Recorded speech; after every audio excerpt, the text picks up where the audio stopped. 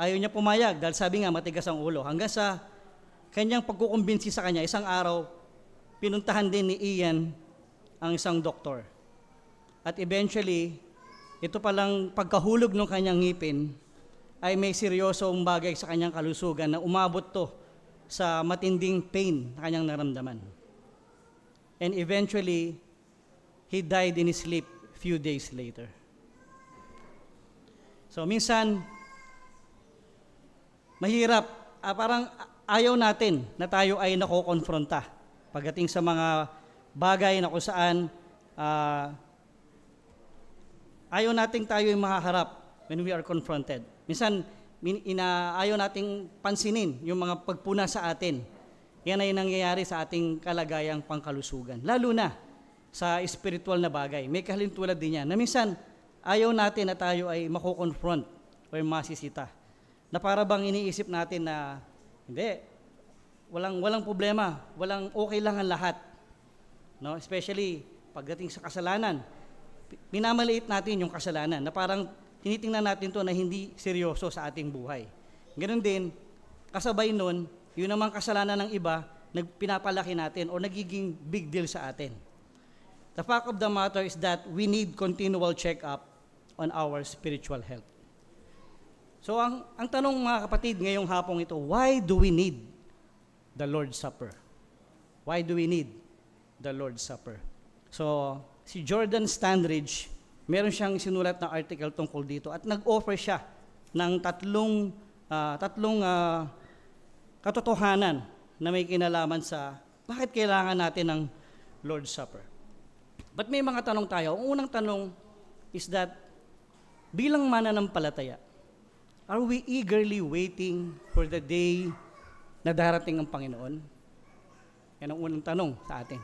Inaasahan mo ba na isang araw ay darating ang Panginoon? Pangalawa, ano ang inaasahan mo sa Panginoon, sa Panginoong Yesus? Ano ang inaasahan natin sa Kanya? Tayo ba ay nagdidepende ka ba sa Kanya araw-araw? Kanina nanalangin tayo tungkol sa ating spiritual maturity. Pero ikaw ba'y umaasa sa Panginoon sa iyong paglago spiritually? At yung pangatlong tanong ay, mahal mo ba ang Panginoon? Do you continually devote yourself sa Kanya? Because in Luke, nung ibinigay ng Panginoong Yesus ang kanyang utos mula sa Lord's Supper, ito yung ating mababasa. As we will read in Luke chapter 22, verse 14 to 23. Sabi dito, and when the hour came, he reclined at table, and the apostles with him. And he said to them, I have earnestly desired to eat this Passover, itong hapunan na to, with you before I suffer. For I tell you, I will not eat of it until it is fulfilled in the kingdom of God. And he took a cup, and when he had given thanks, he said, take this, divide it among yourselves, for I tell you that from now on, I will not drink of the fruit of the vine until the kingdom of God comes. 19. And he took the bread, and when he had given thanks, he broke it and gave it to them, saying, this is my body, which is given for you. Do this in remembrance of me. And likewise the cup, after they had eaten, saying, this cup is poured out for you, is the new covenant in my blood. But behold, the hand of him who betrays me is with me on the table, referring to Judas. For the Son of Man goes, it has been determined, but woe to that man by whom he is betrayed. 23, and they began to question one another which of them it could be who was going to do this. So yung unang tanong sa atin, inaantay mo ba yung araw ng pagdating ng Panginoon?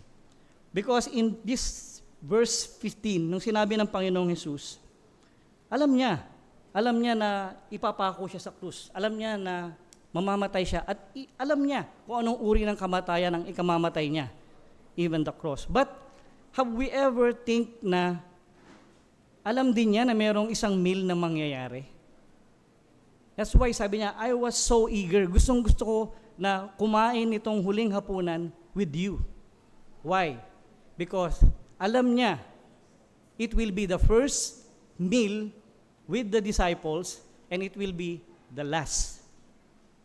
At yung susunod nun will be, sabi niya, pagdating na ng kaharian. That's why the Lord is very eager to share this meal with His followers.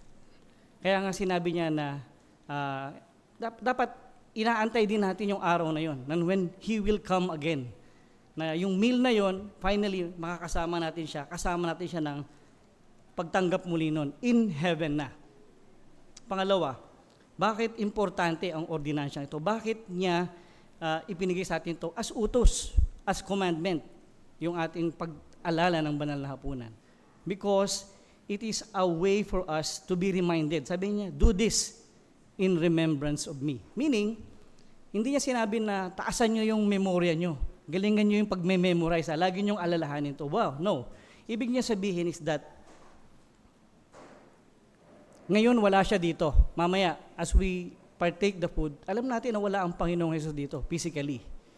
But, kagaya daw ng isang, for example, isang nanay na namatayan ng anak sa war, na lagi niyang inaalala yung kanyang anak, bagamat wala, every day na yung kamatayan niya, ay ganun din ang ating Panginoon. And we are looking forward to that day na makakasama natin muli ang Panginoong Hesus. Wala siya mamaya sa table na to. Subalit, alam natin na abala ang Panginoong Hesus sa paghahanda sa atin ng ating mansyon. Dahil nangako siya na one day nandun tayo. Wala siya dito ngayon. Wala siya mamaya sa supper natin. But, sabi niya, do this in remembrance of me. And finally, sino nakaisip sa mga alagad na isa doon ay magiging betrayer ng ating Panginoong Hesus? Walang nakaisip sa kanila. In fact, nung sinabi niya na one of you will betray me, they are still discussing, sino kaya ang pwedeng gumawa nun? Punto mga kapatid is that, are you checking your heart? Baka mamaya, there is a heart of unbelief na among us, in you. So that's the third reason why we need the Lord's Supper. We should be reminded to check our heart. Kagaya nga nung nangyari sinakinito natin, itong si Ian Durkin, ayaw niyang makinig sa paalala ng kanyang misis. Dumating yung time, it's too late. The same with us, baka ninineglect natin ang Lord's Supper. This is an ordinance. Ito ay para sa ating safety, for our spiritual check-up, and also to commemorate what the Lord has done for us. So with that, tayo po ay maglaan ng katahimikan as we reflect, as we prepare our hearts to partake in this Lord's table observance.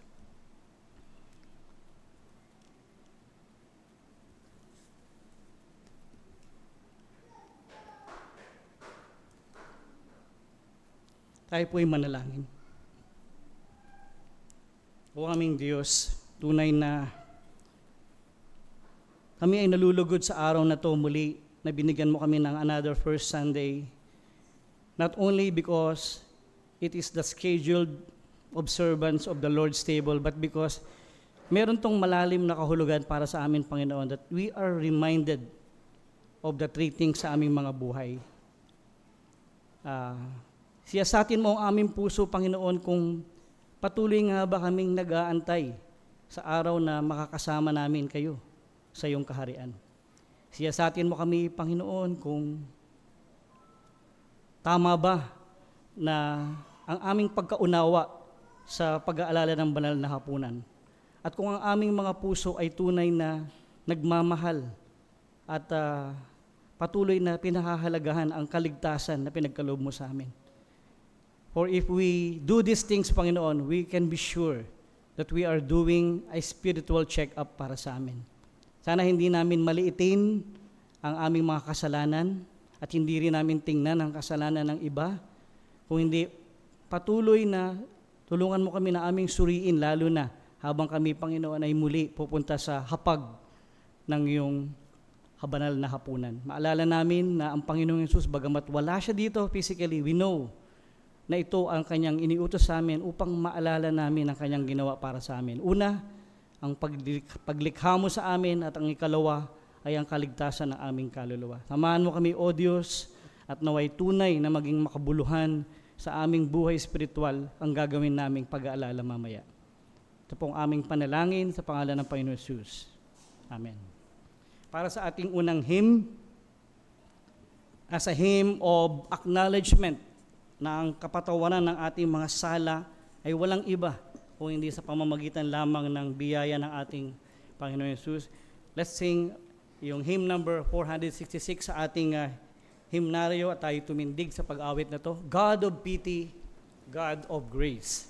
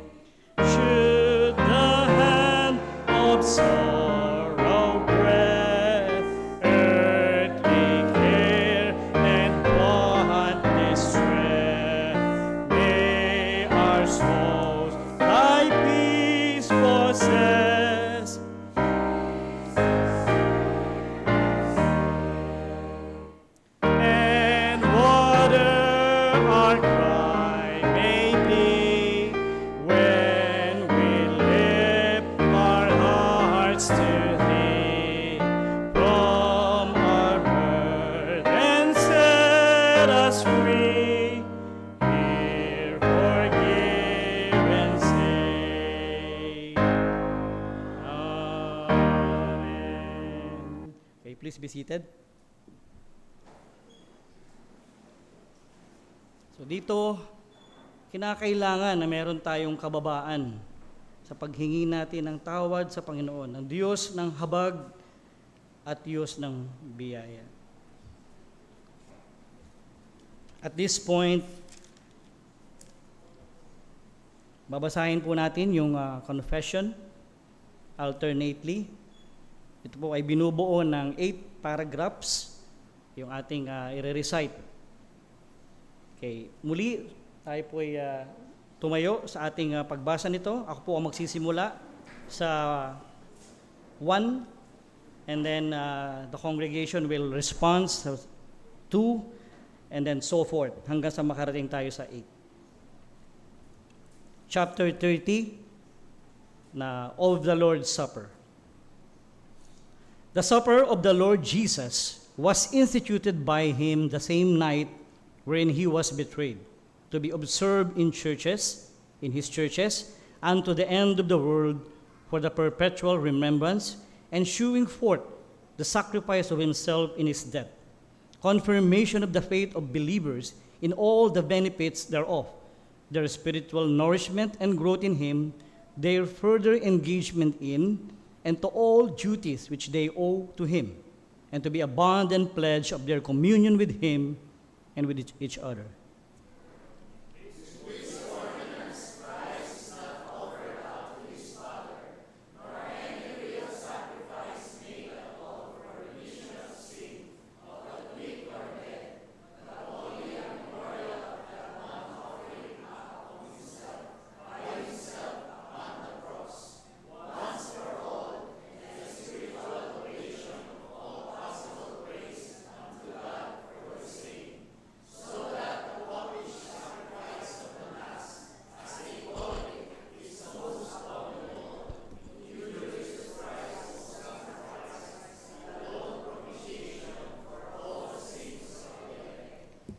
The Lord Jesus had in this ordinance appointed his ministers to pray and bless the elements of the bread and wine, and thereby to set them apart for a common to unholy use, and to take and break the bread, to take the cup, and they communicating also themselves to give both to the communicants.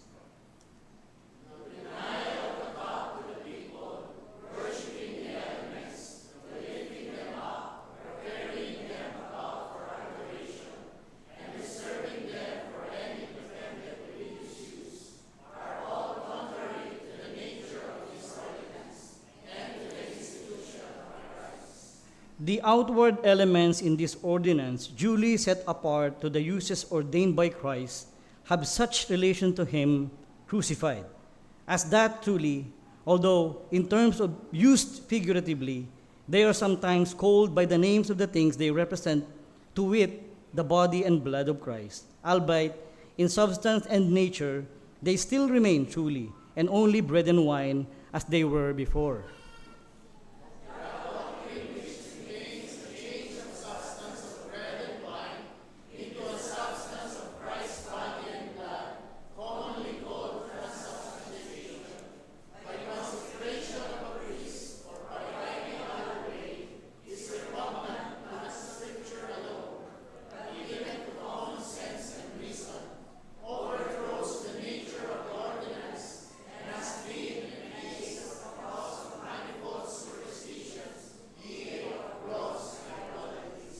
Seven, worthy receivers, outwardly partaking of the visible elements in this ordinance, do then also inwardly by faith, really and indeed, yet not carnally and corporally, but spiritually receive and feed upon Christ crucified, and all the benefits of his death, the body and the blood of Christ, being then not corporally or carnally, but spiritually present to the faith of believers in that ordinance, as the element themselves are to their outward senses.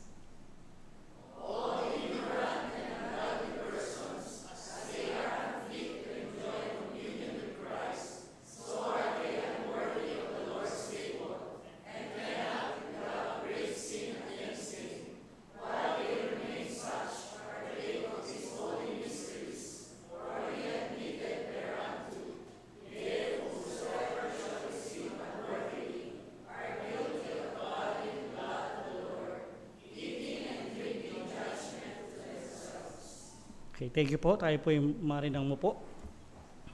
Bago natin tawagin si Pastor para sa mensahe ngayong hapon, nais kong basahin ang teksto, siyang pagbabasehan ng mensahe ngayong hapon po ito.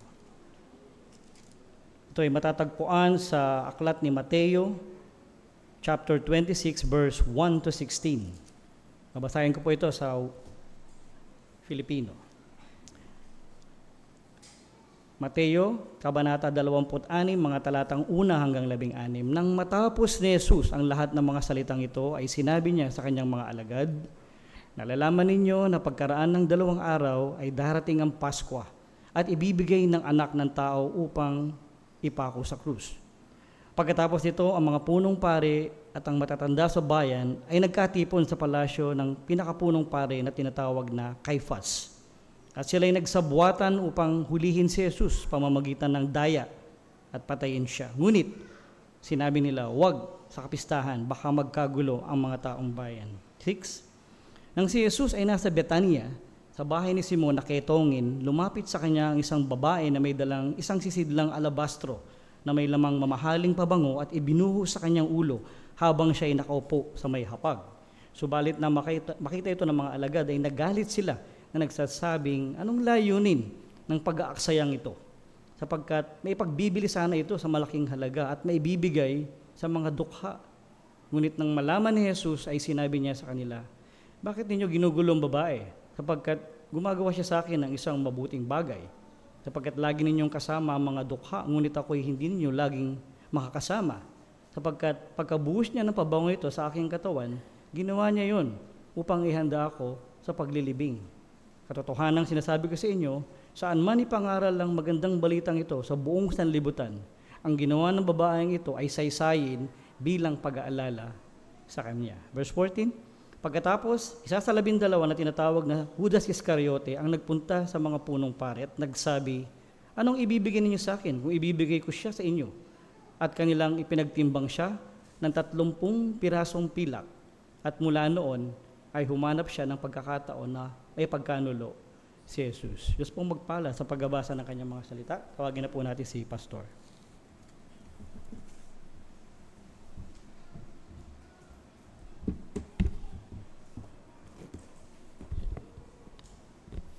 Kaninang umaga ay pinag-aralan natin ang isang paksa na may kinalaman sa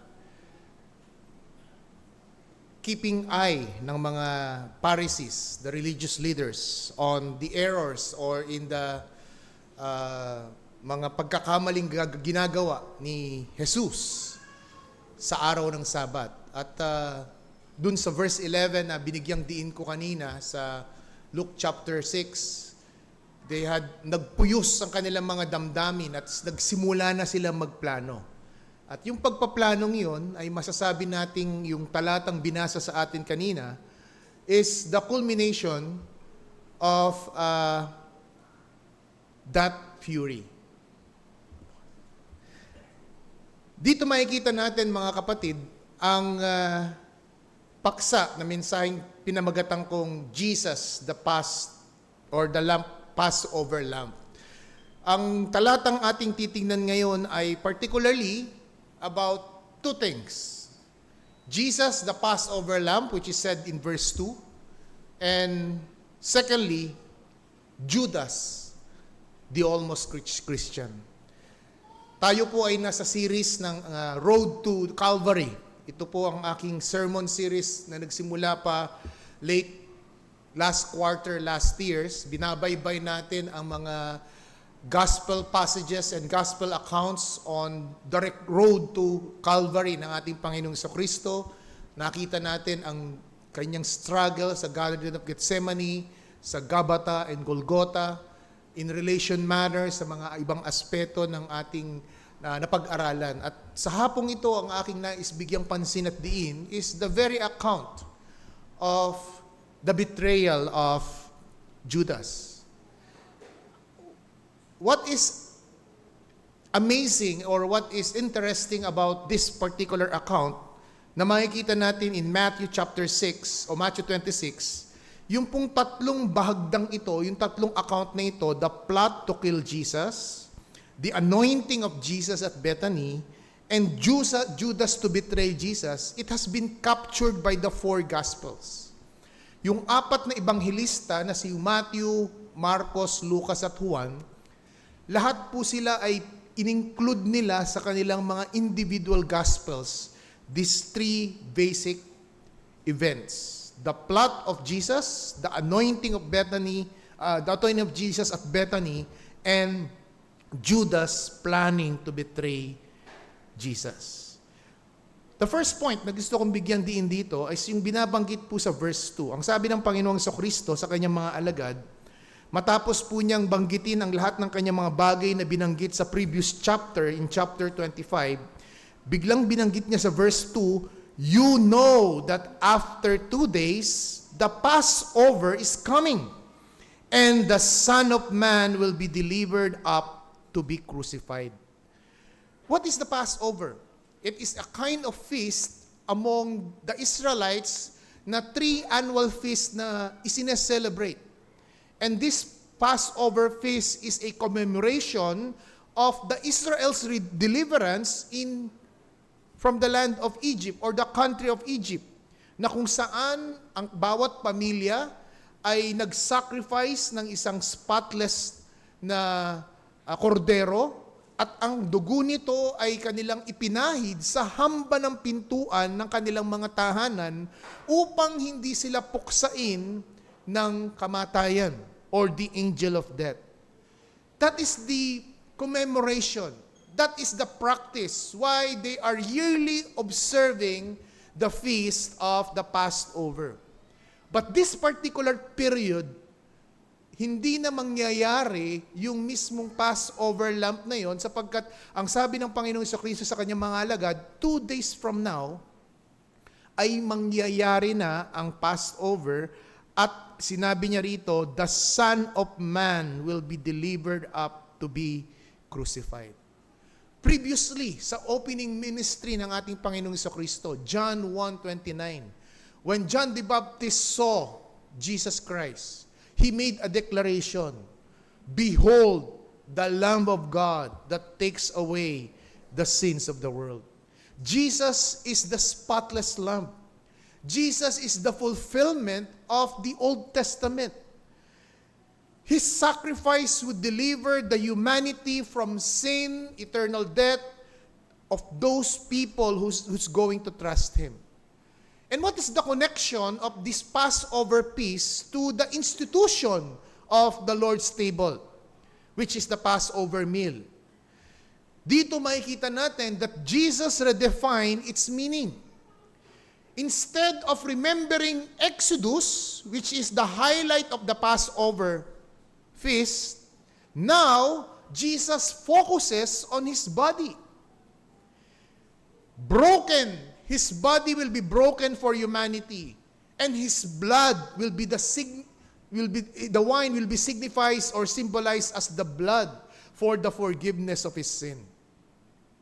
Jesus' fulfillment of the Old Testament, kung paano sa lumang tipan dineliver sila sa Egypt, now in the New Testament, God will deliver them and protect them from the gates of hell.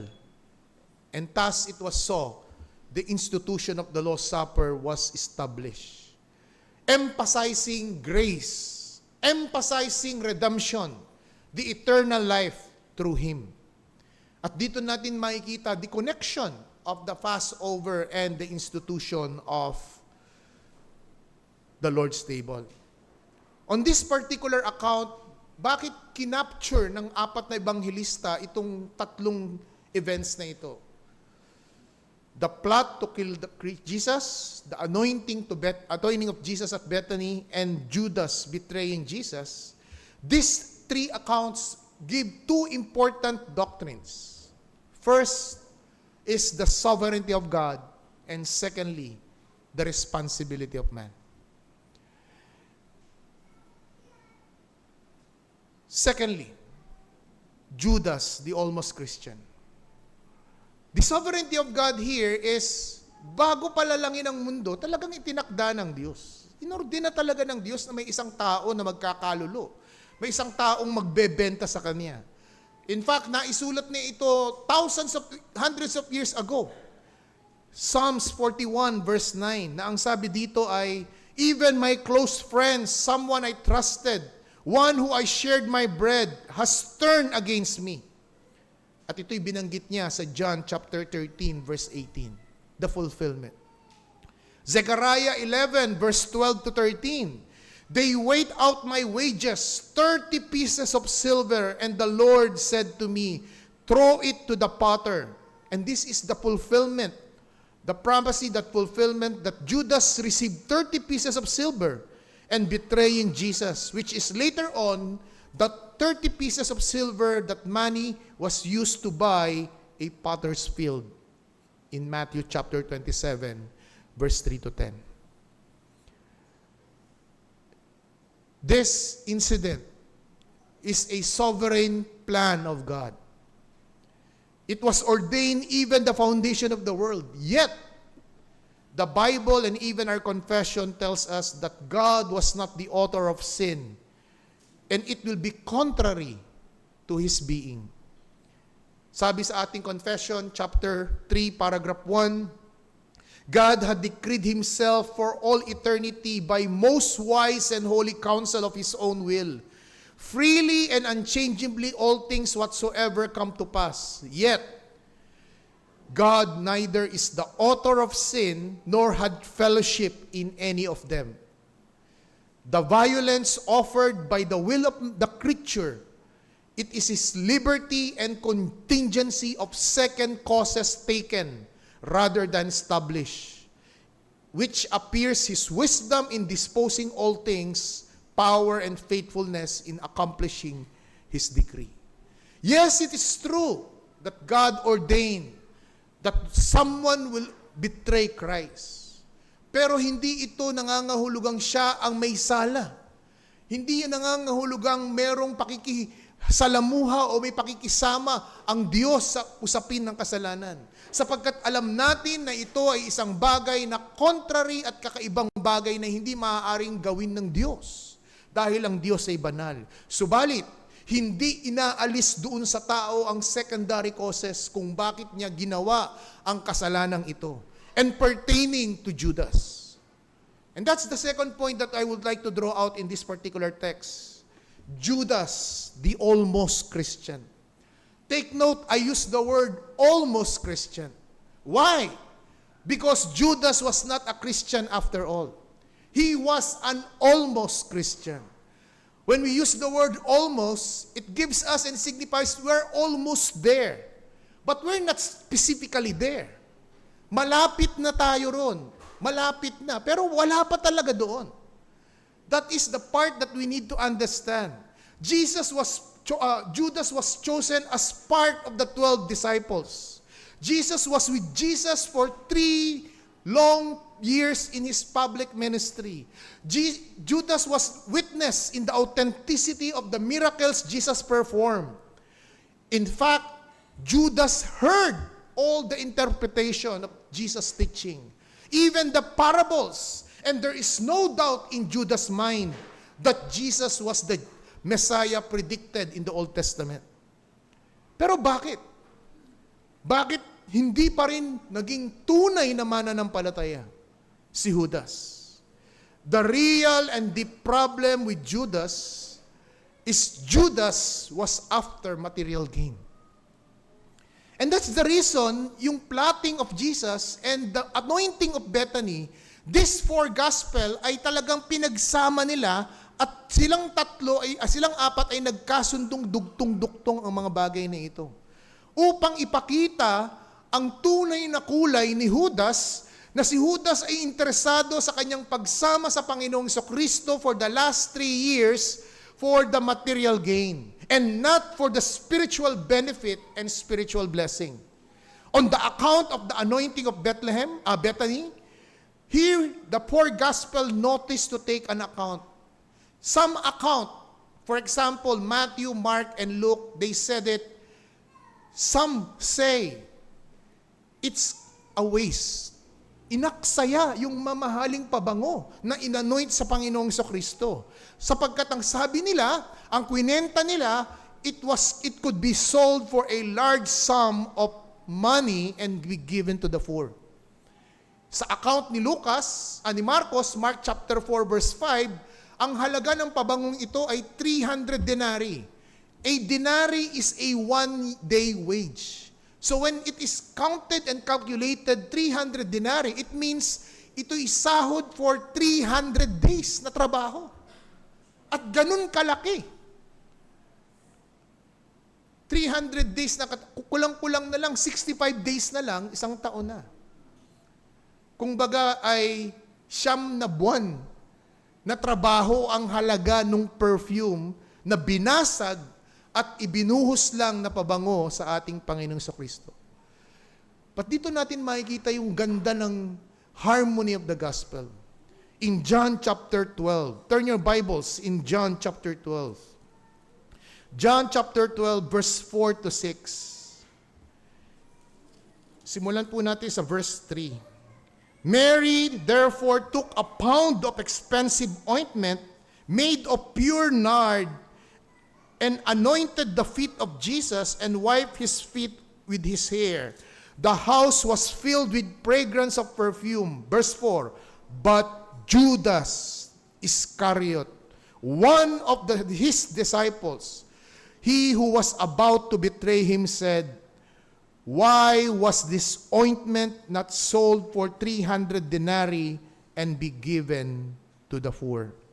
He said this not because he cared for the poor, but because he was a thief.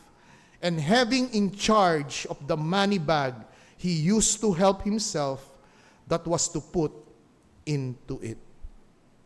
It was Luke, it was the Gospel of John who exposes the true color, the true identity of this man. This almost Christian.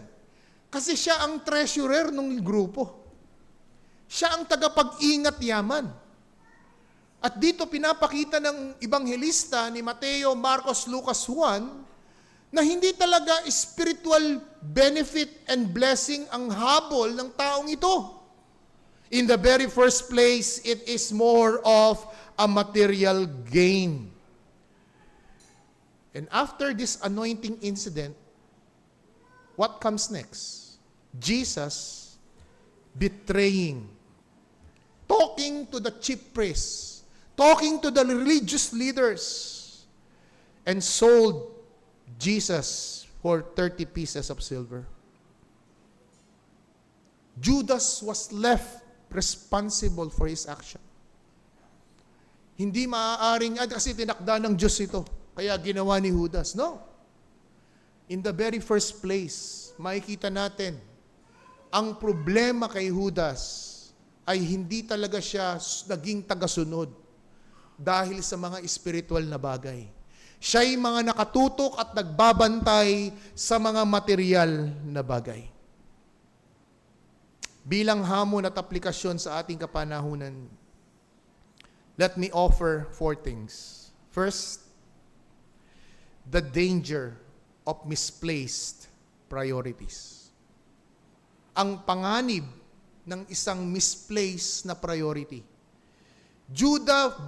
Judas value money. He's more interested of personal gain over loyalty to Jesus. Nung maaksaya na yung pabango, na pwede sanang sinabi niya na, naku sana dinonate na lang at ibinenta. At kung ibinenta ito, magagamit to sa maraming mga dukha. At maaari na siyang mangumisyon. Maaari na siyang kumupit doon sa halaga ng 300 denari na 9 months na sahod. Equivalent. Pero dahil sa nawala na yon, wala nang pagkakataon. At alam niyang malapit nang mamatay si Kristo. Dahil mismo ang Panginoon sa Kristo, sinabi niyang 2 days na lang, ang anak ng tao ay ipapako sa krus. Wala na siyang malaman na paraan paano siya kikita sa organisasyong ito, sa samahang ito ng mga alagad. Ito ang nagtulak sa kanya upang lumapit sa mga religious leaders at magtanong, anong mapapala ko kung ipapagkaluluko at aking ibebenta sa inyo si Kristo na inyong hat na kayo, atat na kayo. Kumbaga parang talagang nagmamadali na kayo. Napatayin sapagkat nilabag ni Kristo sa maraming pagkakataon ang araw ng pamamahinga. Nagpagaling siya. Gumawa siya. Kami ang mga tagapagbantay ng Sabat. We are the guardians of Sabat. Yung 39 laws namin ay nilabag niya. And in Old Testament, Numbers 15:35, kamatayan ang kaparusahan sa paglabag ng Sabat. Here we see the greed and the worldly desire overshadow over the commitment to Christ, to God. That's why it's a reminder for every professing Christian, the danger of misplaced priority. Ano ba ang priority mo sa araw ng Panginoon? Ano ba ang priority mo sa pagiging Kristiyano? Ano bang priority mo sa pagiging miyembro ng isang local church? Magkaroon ng contacts, magkaroon ng downline, magkaroon ng opportunity na kumita, mabentahan? Is that your personal motive? Secondly, proximity to Jesus isn't enough. Hindi po porket napakalapit ni Judas sa Panginoong Kristo, he was physically close to Jesus.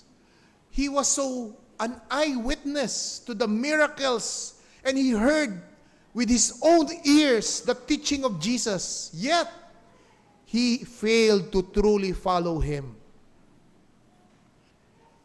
This reminds us that mere proximity to the faith or religious activity doesn't guarantee spiritual transformation.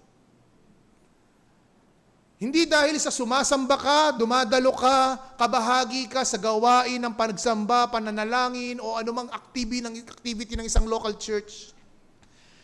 It is not a guarantee of spiritual transformation. It is not a guarantee of genuine relationship. It is not guaranteed of full obedience in Christ.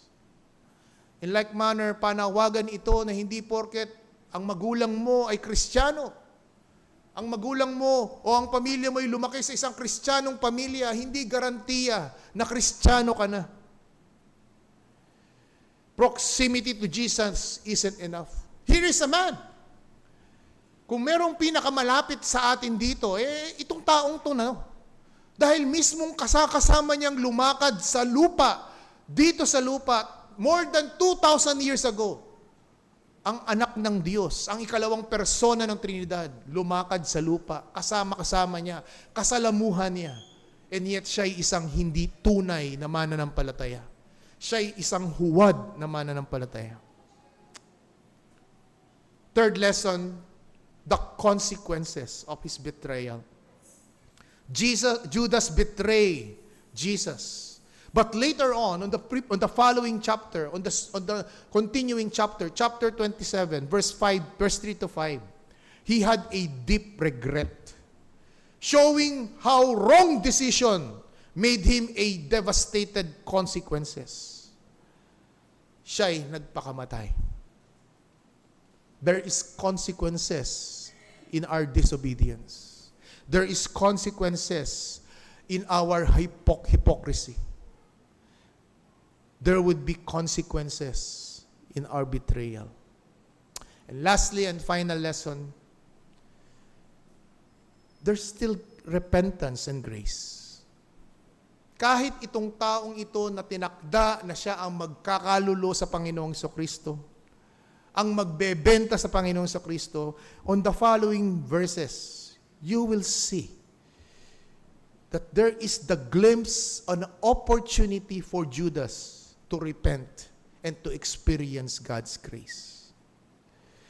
The anointing on the Bethany is an example of an opportunity for Judas to repent. Why? It is because Jesus himself rebuked him. Mismong ang Panginoong Kristo ang nag-rebuke sa kanya, ang nag-admonish sa kanya, and admonition is a means of grace for us to repent. He was admonished na sinabi sa kanya, lagi ninyong kasama ang mga mahihirap, subalit hindi nyo ako lagi kasama. Ang ginawa ng babaeng ito ay mas karapat-dapat kaysa hinahangad mong ipamigay ang pabango sa mga dukha ang pinagbilhan. There is the means of grace. Let us remember, mga kapatid, even church discipline is the last resort of grace ng Panginoon para sa church. Hindi lang ito punitive, but it is also a means to restore an erring brother. In the Gospel of John, John chapter 13, what is John chapter 13? The John chapter 13 is about what? It's about foot washing. When Jesus washes the disciples' feet, it was Judas who was there. Kasama siya sa hinugasan ng paa ng Panginoong Kristo. Alam ni Jesus na itong taong ito magkakalulu sa kanya. Pero anong ginawa ni Jesus? Hinugasan pa rin niya ng paa ang taong magkakakalulu sa kanya. Jesus showed kindness to him. Sapagkat, anong sabi sa Romans chapter 2, verse 4? Don't you know that the kindness of God will lead you to repentance? Hindi mo ba nalalaman na ang kabutihan ng Diyos ang magtutulak sa iyo sa pagsisisi? At yun ang precisely ginawa ni Jesus. Pinaglingkuran niya ang taong magkakalulu sa kanya. Isang gesture upang mabagabag, ma-realize ni Judas na nagbibigay ng puwang ang Diyos sa kanya na magsisi at huwag niyang ituloy ang kanyang planong pagkakalulu at ibebenta siya. Matthew 26, verse 16, the text ends that, and from that moment, he sought an opportunity to betray him. The opportune time that he was looking to his favor to betray Jesus.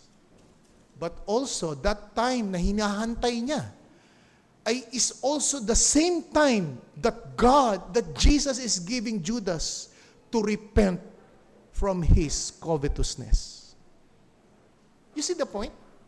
Nag-aabang si Judas ng panahon, nag-aantay siya ng panahon kung kailan siya pwedeng tsumamba at sumakto ng pagkakalulo, pero hindi niya naisip na yung oras na iniisip niyang masamang gagawin sa Panginoong Jesucristo is the same time na ibinibigay ni Jesus sa kanyang mag-isip para sa pagsisisi.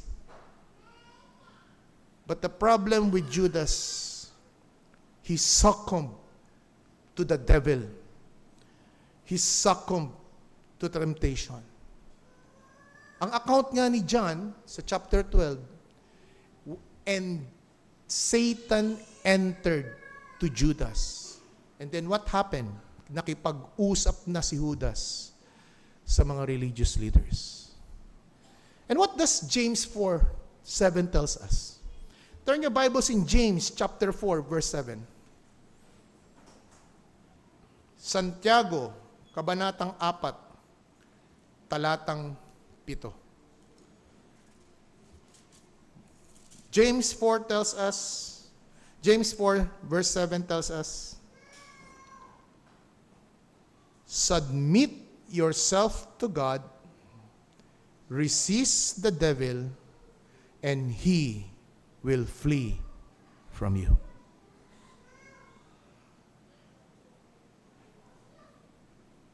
Lost case na ba si Judas? When Satan entered to Judas? No. Lost case na ba ang isang Kristiyano na kapag siya'y tinukso at siya'y nahulog sa tukso?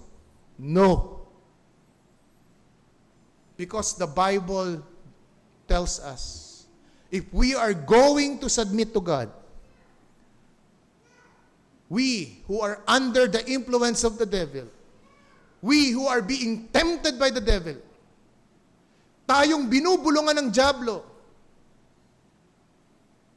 we can resist the devil if we submit to God first. Don't reverse the order.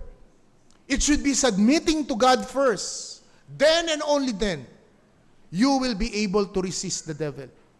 And what comes next? The devil will flee from you. Here is man's responsibility. Here is Judas' responsibility. Yes, the temptation is real. Yes, the temptation is authentic. But he was not able to resist the devil because, in the very first place, he didn't submit. His life, his heart, his mind does not submit to the lordship of our Lord Jesus Christ. Here is the point that God is so gracious, even to Judas, by giving him a lot of opportunity to repent. How about you, kapatid? How about you, ikaw na regular attender sa iglesyang ito? How about you na ikaw regular FB follower sa aming FB page? Sunday after Sunday, Lord's Day after Lord's Day, you keep hearing the gospel call, the gospel command to repent and believe, yet you continue to refuse Sunday after Sunday to ignore God's invitation and God's command. Alam mo ba, kaibigan, kung ang mga kaluluwa sa impyerno na nagdurusa sa mga panahong ito, how they wish they could hear the gospel invitation to repent one last time. Yet, it is over. But you keep ignoring, you keep refusing because you have misplaced priorities. Because you have thought you have grew up in a Christian family with Christian parents, that you are proximate with Christian people and Christian friends. Napapaligiran ka ng mga Kristiyanong mga tao, Kristiyanong pamilya, Kristiyanong iglesia, Kristiyanong manggagawa. But proximity does not save you. It will never save you, just like Judas. For proximity does not guarantee redemption and deliverance. It is only to the saving work, only to the precious blood of Christ on the cross. Tayo manalangin. At this point, I would like to call Brother Kenji to lead us in a prayer confession.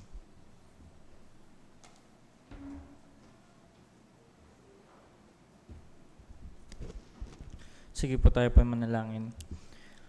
Aming Amang Diyos, humihingi po kami sa araw na ito ng lubos na tawad sa lahat po ng mga kasalanang ginawa namin. Hayag po sa inyong mga mata. Panalangin namin, Panginoon, ay hindi magpatuloy ang kagaya namin sa mga pagkakasala at pagtalima sa tukso ng kaaway. Hinihingi namin ang kapangyarihan at tulong ng Banal na Espiritu upang maging mas discerning kami sa mga kasalanan na ginagawa namin. Kami umaamin sa aming mga nagawang kasalanan. Kami ay nagpapakababa sa inyong harapan na bilang mga tao, Panginoon, na corrupt ang aming espiritualidad, ay patuloy kaming nagbabattle sa mga temptations na binibigay ng Diablo. Ganun pa man, Panginoon, ay lubos kaming naniniwala na sa pamamagitan ng kapangyarihan at tinapos po ng inyong anak na aming Panginoong Jesus sa krus, ay mabibigyan kami ng kakayanan na mapagtagumpayan ang mga kasalanang ito. Sa pamamagitan, Panginoon, ng pagdepende namin sa lahat po ng inyong turo at gabay para sa aming mga taga-sunod ninyo. Aming Amang Diyos, umaasa po kaming lubos na sa hapon na ito'y pakalinisin po ninyo ang bawat isa sa amin at maging marapat nawa kami sa inyong harapan at maging mas masigasig ang aming pag-assess sa aming mga sarili upang maging karapat dapat po kaming tumanggap ng inyong katawan at dugo. Purihin po ninyo, aming Amang Diyos, ang inyong pangalan sa amin pong gagawin sa hapon na ito. At ito po ang aming samot dalangin sa pangalan ni Kristo Jesus na aming Panginoon. Amen. Awitin natin ang Behold the Lamb.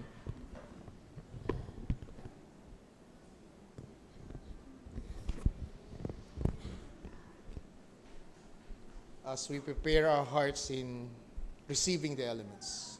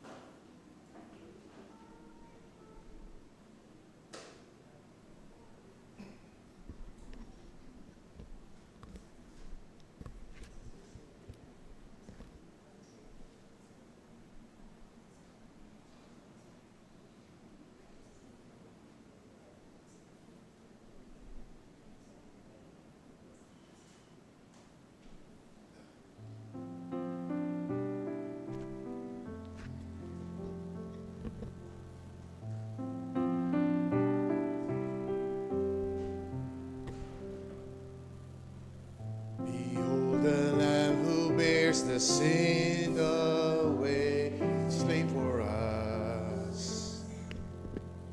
And we remember the promise that God came to in faith, don't worry, at the cross. So we share, deacons, in this blood of life, in this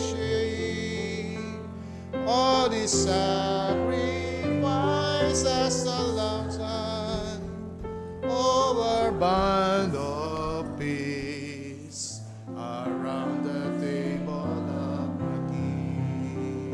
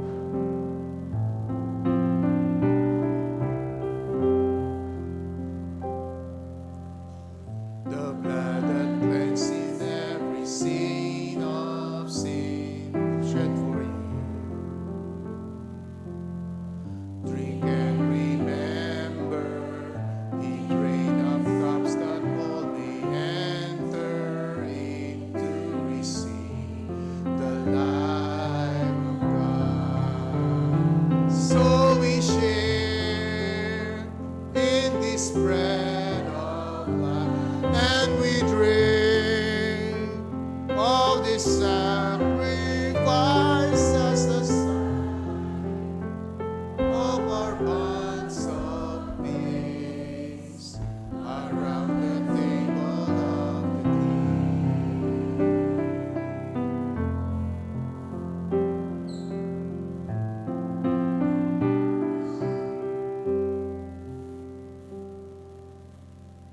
And so with thankfulness we think we rise and respond, and to remember our call to follow in the steps. Nabigyan,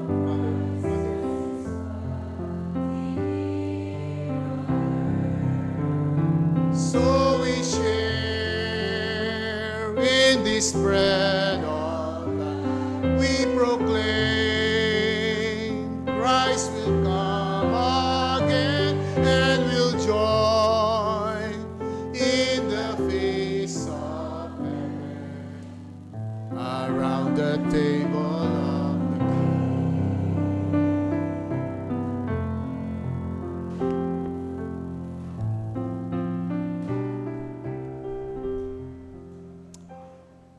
And for I received from the Lord what as I also delivered to you, that the Lord Jesus Christ, on the night he was betrayed, he took bread, and when he given thanks, he